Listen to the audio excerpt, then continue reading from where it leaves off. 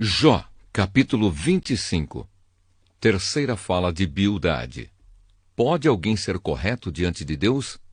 Então Bildade, da região de Sua, em resposta disse: Deus é poderoso e deve ser temido. Ele faz com que haja paz no céu. Será que alguém já contou os seus anjos? Haverá alguém sobre quem a sua luz não brilhe? Pode alguém ser correto diante de Deus? Pode um simples mortal deixar de ser culpado? Para Deus até a lua não tem brilho e as estrelas têm defeitos.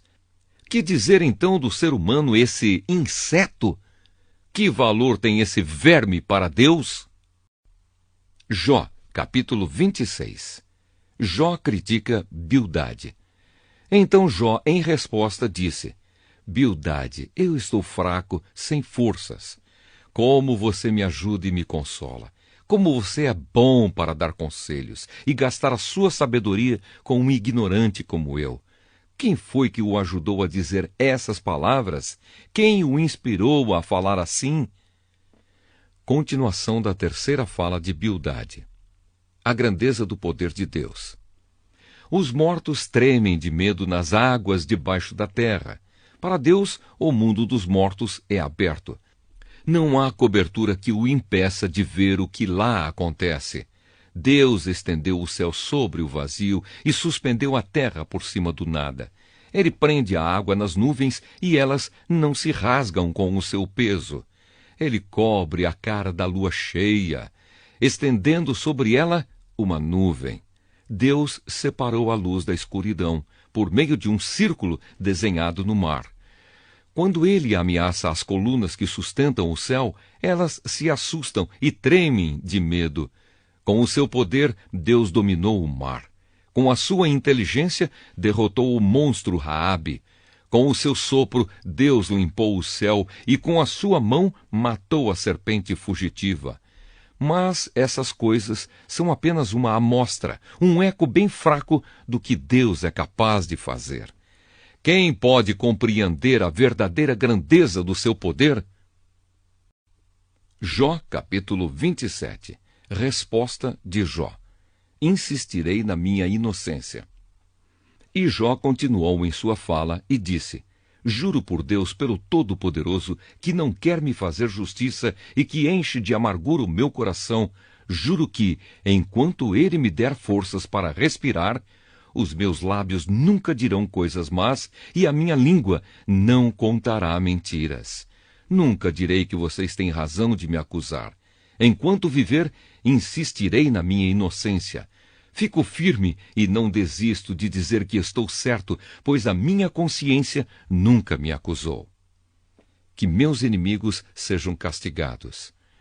Que todos os que são contra mim, os que são meus inimigos, sejam castigados como os maus, como os perversos. Que esperança terão os ateus quando Deus lhes tirar a vida? Quando estiverem em dificuldades, ele não ouvirá os seus gritos, pois Deus não é a alegria deles, e eles nunca fizeram orações ao Todo-Poderoso. Vou ensinar a vocês como é grande o poder de Deus. Vou explicar os planos do Todo-Poderoso. Não é preciso, pois vocês todos já viram isso. Então por que é que ficam aí dizendo bobagens?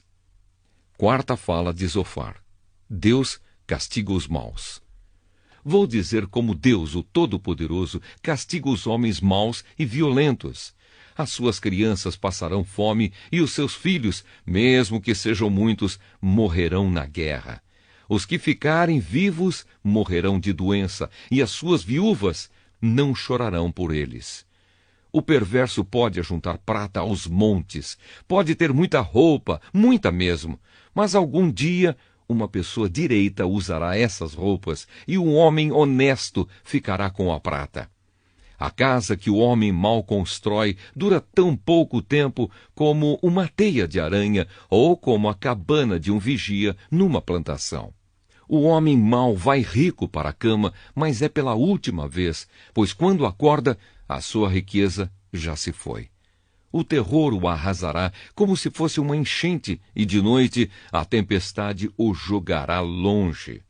O vento violento do leste o arrancará da sua casa, soprando contra ele sem piedade, enquanto ele faz tudo para escapar. Ele corre, e o vento assobia, e o apavora com o seu poder destruidor. Jó, capítulo 28. Elogio da sabedoria. Olhos abertos para tudo o que é preciso. Há minas de onde se tira a prata, há lugares onde se refina o ouro. O ferro é tirado da terra, e das pedras se derrete o cobre. Os mineiros levam luz para debaixo da terra. Eles exploram lugares profundos e ali, na escuridão, procuram minérios. Longe das cidades, em lugares por onde ninguém passa, eles abrem os poços das minas. E trabalham na solidão, pendurados e balançando de um lado para outro. Por cima deles, a terra produz trigo, e por baixo está toda rasgada e esmigalhada. As suas pedras contêm safiras, e no seu pó se encontra ouro. As águias não veem o caminho que desce para as minas, e os falcões também não o conhecem. Os leões e outros animais ferozes nunca descem por esse caminho. Os homens cavam as rochas mais duras e cortam as montanhas até o chão. Eles furam túneis nas pedras com os olhos abertos para tudo o que é preciso. Eles cavam até chegar às nascentes dos rios e trazem para a luz o que estava escondido. O valor da sabedoria. Mas onde pode ser achada a sabedoria? Em que lugar está a inteligência? Os seres humanos não conhecem o valor da sabedoria e não a encontram neste mundo. O oceano afirma, aqui não está. E o mar diz, aqui também não. Ela não pode ser comprada com ouro, nem trocada por prata. Não se compra a sabedoria com o ouro mais puro, nem com as pedras preciosas como a ágata ou a safira. Ela vale mais do que o ouro ou o vidro. Não se pode trocá-la por joias de ouro puro. Do coral e do cristal nem se fala. A sabedoria é mais valiosa do que as pérolas. O topázio da Etiópia não se compara com ela. E ela não pode ser comprada com o ouro mais puro. Só Deus sabe onde está a sabedoria. De onde vem, então, a sabedoria? Em que lugar está a inteligência? Nenhum ser vivo pode vê-la, nem mesmo as aves que voam no céu. Até a destruição e a morte dizem, nós apenas ouvimos falar dela. Só Deus conhece o caminho. Só Ele sabe onde está a sabedoria, porque a sua vista alcança os lugares mais distantes do mundo. Ele vê tudo o que acontece aqui na terra. Quando Deus regulou as forças dos ventos e marcou o tamanho do mar, quando decidiu onde a chuva devia cair e por onde a tempestade devia passar, foi então que ele viu a sabedoria e a examinou e aprovou. E ele disse aos seres humanos, para ser sábio, é preciso temer o Senhor. Para ter compreensão, é necessário afastar-se do mal. Jó, capítulo 29. Defesa final de Jó. Deus ilumina o meu caminho. E Jó continuou a sua fala e disse, se eu pudesse voltar meses atrás para os dias em que Deus me protegia.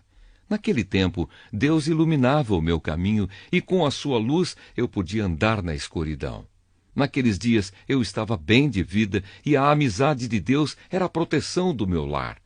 O Todo-Poderoso estava comigo e os meus filhos viviam ao meu redor. Em casa sempre havia leite à vontade e também azeite tirado das oliveiras plantadas entre as pedras.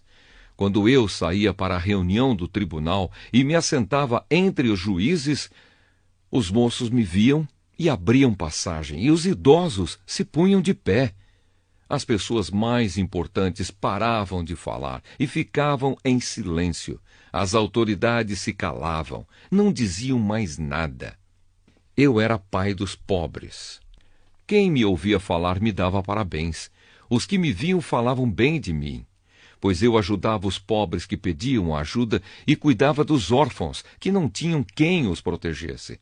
Pessoas que estavam na miséria me abençoavam e as viúvas se alegravam com o meu auxílio.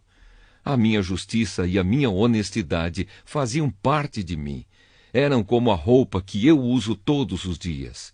Eu era olhos para os cegos e pés para os aleijados. Era pai dos pobres e defensor dos direitos dos estrangeiros. Eu acabava com o poder dos exploradores e livrava das suas garras as vítimas. Todas as pessoas me davam atenção. Eu pensava assim: vou viver uma vida longa e morrer em casa com todo o conforto. Serei como uma árvore de raízes que chegam até a água, uma árvore que todas as noites é molhada pelo orvalho.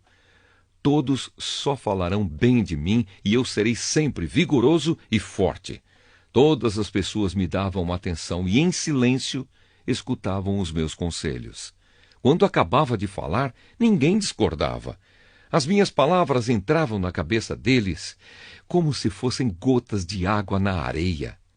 Todos as esperavam ansiosos, como se espera a chuva no tempo de calor. Eu sorria para aqueles que tinham perdido a esperança. O meu rosto alegre lhes dava coragem. Eu era como um chefe, decidindo o que eles deviam fazer. Eu os dirigia como um rei à frente do seu exército. Eu os consolava nas horas de aflição. Jó, capítulo 30. Essa gente zomba de mim e me ataca. Mas agora homens mais moços do que eu zombam de mim. Os pais deles não valem nada. Eu não poria essa gente nem com os cachorros que cuidam do meu rebanho. De que me serviria as forças dos seus braços? São homens magros, enfraquecidos de tanto passar fome e miséria. À noite, na solidão de lugares desertos, eles têm de roer raízes secas.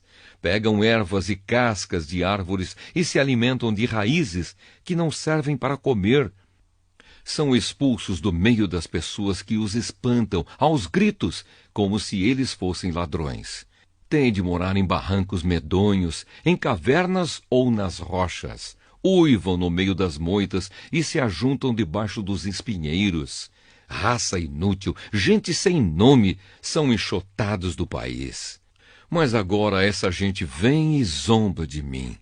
Para eles eu não passo de uma piada. Sentem nojo de mim e se afastam e chegam até a me cuspir na cara. Deus me enfraqueceu e me humilhou e por isso, furiosos, eles se viram contra mim. Essa raça de gente ruim me ataca, me faz correr e procura acabar comigo. Eles não deixam que eu fuja, procuram me destruir e ninguém os faz parar. Entram por uma brecha da muralha e no meio das ruínas se jogam contra mim. Eu fico apavorado. A minha honra foi como que varrida para longe pelo vento. A minha prosperidade passou como se fosse uma nuvem. Tu me tratas com crueldade. Agora já não tenho vontade de viver. O desespero tomou conta de mim. De noite, os ossos me doem muito. A dor que me atormenta não para. Deus me agarrou pela garganta com tanta violência que desarrumou a minha roupa. Ele me atirou na lama. Eu não valho mais do que o pó ou a cinza. Ó Deus, eu clamo pedindo a tua ajuda e não me respondes. Eu oro a ti e não te importas comigo. Tu me tratas com crueldade e me persegues com todo o teu poder. Fazes com que o vento me carregue e numa tempestade violenta me jogas de um lado para outro. Bem sei que me levarás à terra da morte, o lugar de encontro marcado para todos os vivos. Por que atacas um homem arruinado que não pode fazer nada a não ser pedir piedade? Por acaso não chorei com as pessoas aflitas? Será que não tive pena dos pobres? Eu esperava a felicidade e veio a desgraça. Eu aguardava a luz e chegou a escuridão. Eu peço ajuda. O meu coração está agitado e não descansa. Só tenho vivido dias de aflição. Levo uma vida triste como um dia sem sol. Eu me levanto diante de todos e peço ajuda. A minha voz é um gemido triste como os uivos do lobo ou os gritos do avestruz. A minha pele está ficando preta e o meu corpo queima de febre. Eu costumava ouvir a música alegre de liras e flautas, mas agora só escuto gente chorando e soluçando. Jó, capítulo 31. Que Deus me pese numa balança justa. Eu jurei que os meus olhos nunca haveriam de cobiçar uma virgem. Se eu tivesse quebrado o juramento, que recompensa Deus me daria, e como é que lá dos céus o Todo-Poderoso me abençoaria? Pois Deus manda a infelicidade e a desgraça para aqueles que só fazem o mal. Deus sabe tudo o que eu faço. Ele vê cada passo que dou. Juro que não tenho sido falso e que nunca procurei enganar os outros. Que Deus me pese numa balança justa e ele ficará convencido de que sou inocente. Nunca cobicei nem adulterei. Se por acaso me desviei do caminho certo, se o meu coração foi levado pela cobiça dos olhos, se pequei, ficando com qualquer coisa que pertence a outra pessoa, então que outros comam o que eu semeei, ou que as minhas plantações sejam destruídas. Se o meu coração alguma vez foi seduzido pela mulher do meu vizinho, e se fiquei escondido, espiando a porta da casa dela, então que a minha mulher se torne escrava de outro, e que outros durmam com ela. Se eu tivesse cometido esse crime horrível, o tribunal deveria me condenar. Esse pecado seria como um incêndio terrível, infernal, que destruiria tudo o que tenho. Sempre fui justo e caridoso. Quando o empregado ou empregada reclamava contra mim, eu resolvia o assunto com justiça. Se eu não tivesse agido assim, que faria quando Deus me julgasse? Que responderia quando ele pedisse conta dos meus atos? Pois o mesmo Deus que me criou, criou também os meus empregados. Ele deu a vida tanto a mim como a eles. Nunca deixei de ajudar os pobres, nem permiti que as viúvas chorassem de desespero. Nunca tomei sozinho as minhas refeições, mas sempre reparti a minha comida com os órfãos.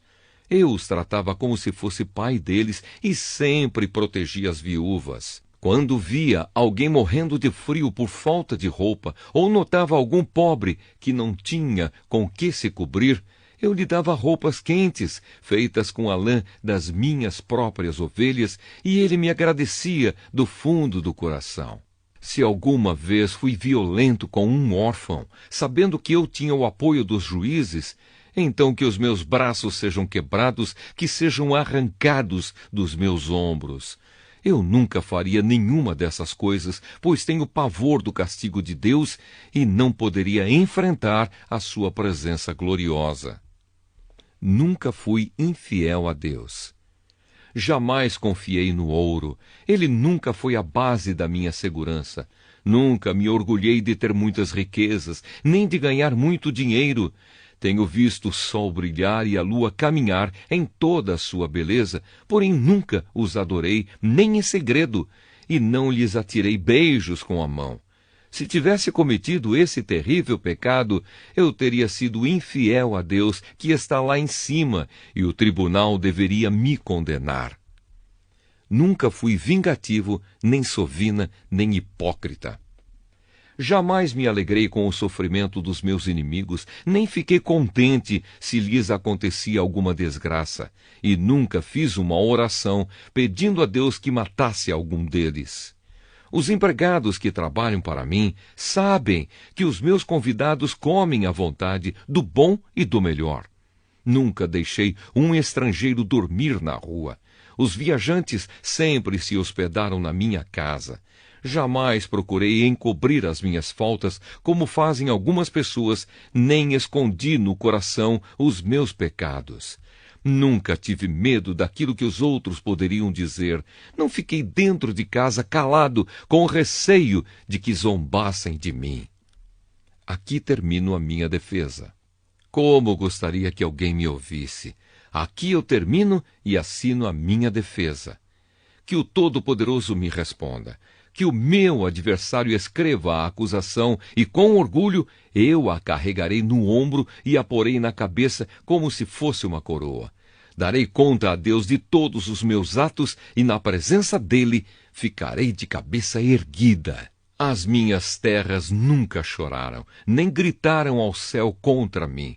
Pois se comi os seus frutos, sempre paguei os trabalhadores como devia, e jamais deixei que morressem de fome. Se não estou dizendo a verdade, então que nas minhas terras cresçam espinhos em vez de trigo, e mato em vez de cevada. Aqui terminam as palavras de Jó. Jó, capítulo 32. As falas de Eliú. Jó estava convencido da sua inocência e, por isso, os 3 amigos desistiram de continuar a discutir com ele. Acontece que ali estava um homem chamado Eliú, filho de Baraquel e descendente de Bus, do grupo de famílias de Rão. Eliú ficou muito zangado com Jó, porque este dizia que era inocente e que Deus era culpado. E também ficou zangado com os 3 amigos, porque eles não puderam responder a Jó, dando assim a ideia de que Deus estava errado. Eliú esperou para falar no fim, pois os outros eram mais velhos do que ele. Quando viu que eles não souberam como responder a Jó, Eliú ficou zangado. Primeira fala de Eliú. Um sopro do Todo-Poderoso dá sabedoria. Então Eliú, filho de Baraquel e descendente de Bus, disse: Eu sou moço e vocês são idosos. Foi por isso que não me atrevi a dar a minha opinião. Pensei assim: que fale a voz da experiência, que os muitos anos mostrem a sua sabedoria.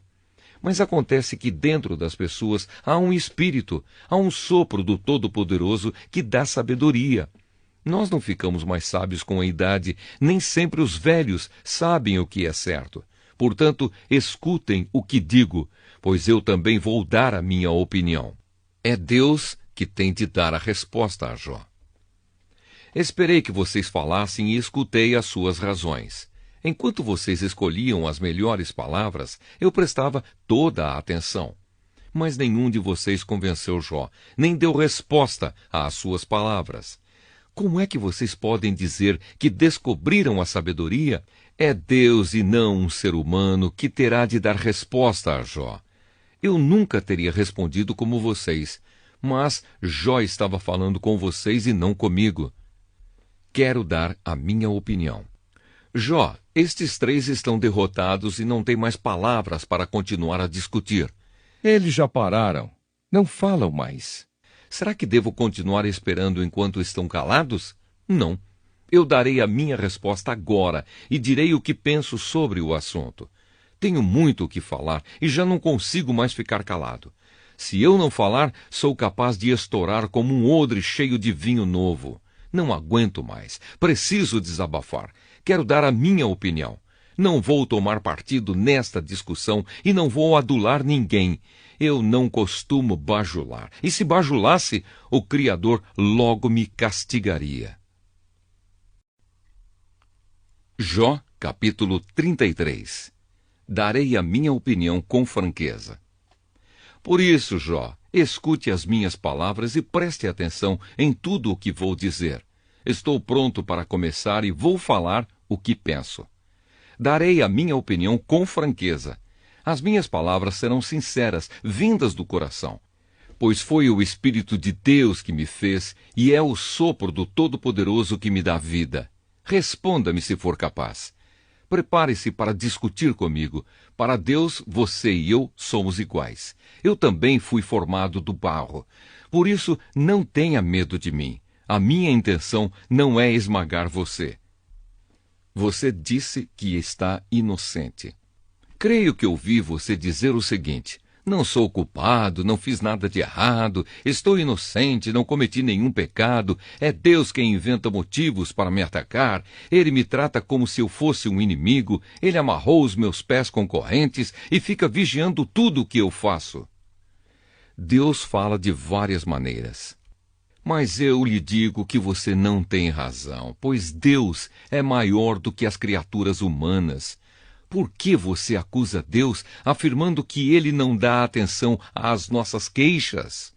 Deus fala de várias maneiras, porém nós não lhe damos atenção.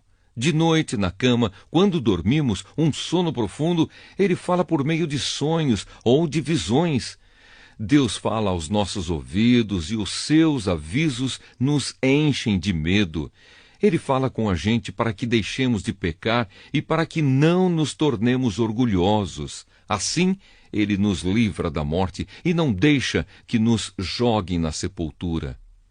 Deus o aceitará de novo.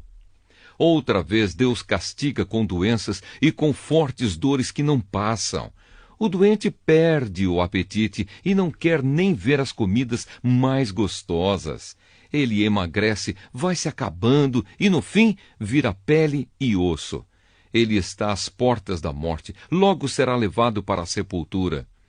Pode ser que ele venha a ser socorrido por um anjo, um dos milagres de anjos de Deus, que ensinam a gente a fazer o que é certo. O anjo terá pena dele e pedirá a Deus: solta-o, ele não deve descer ao mundo dos mortos. Aqui está o pagamento do seu resgate. Então ele terá saúde novamente e o seu corpo será forte como era na juventude. Quando orar, Deus o atenderá. Ele o adorará com alegria e Deus o aceitará de novo como um homem direito. Ele dirá a todos: pequei, cometi injustiças, mas Deus não me castigou. Ele me salvou da morte. Eu ainda posso ver a luz. Deus faz tudo isso com a gente e faz várias vezes. Ele não deixa que morramos e assim continuamos a ser iluminados pela luz da vida. Agora, Jó, escute com atenção. Fique calado, pois vou falar. Se você tem alguma coisa a dizer, responda, pois eu gostaria de lhe dar razão. Se não, fique calado e escute, que eu lhe ensinarei como ser sábio. Jó, capítulo 34. Segunda fala de Eliú. Eliú disse mais: vocês que são sábios e instruídos, escutem o que vou dizer.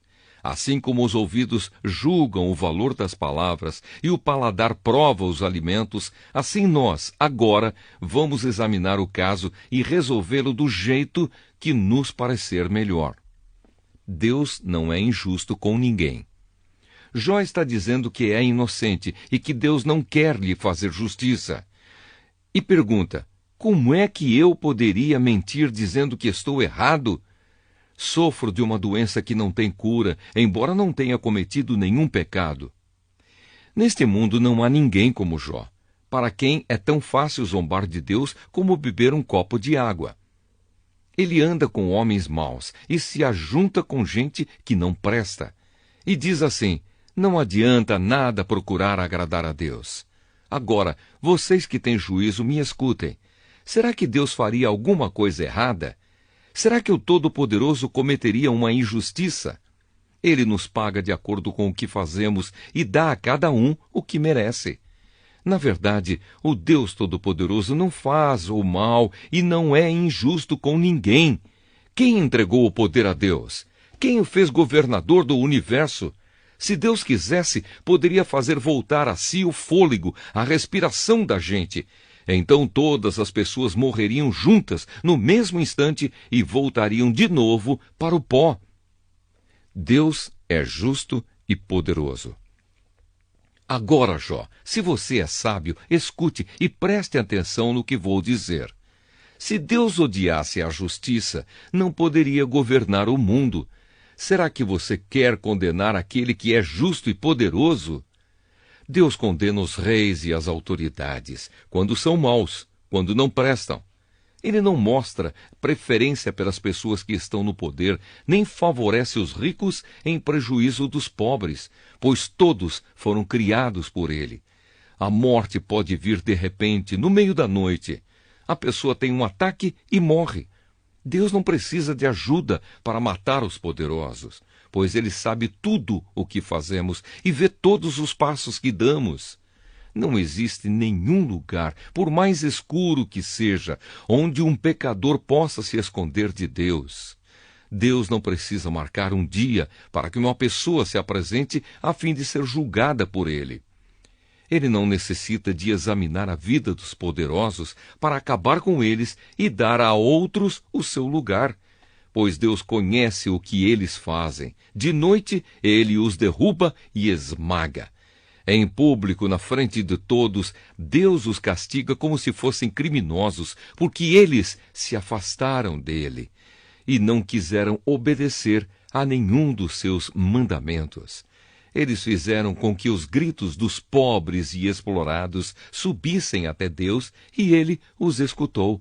Mas se Deus se calar, ninguém poderá condená-lo.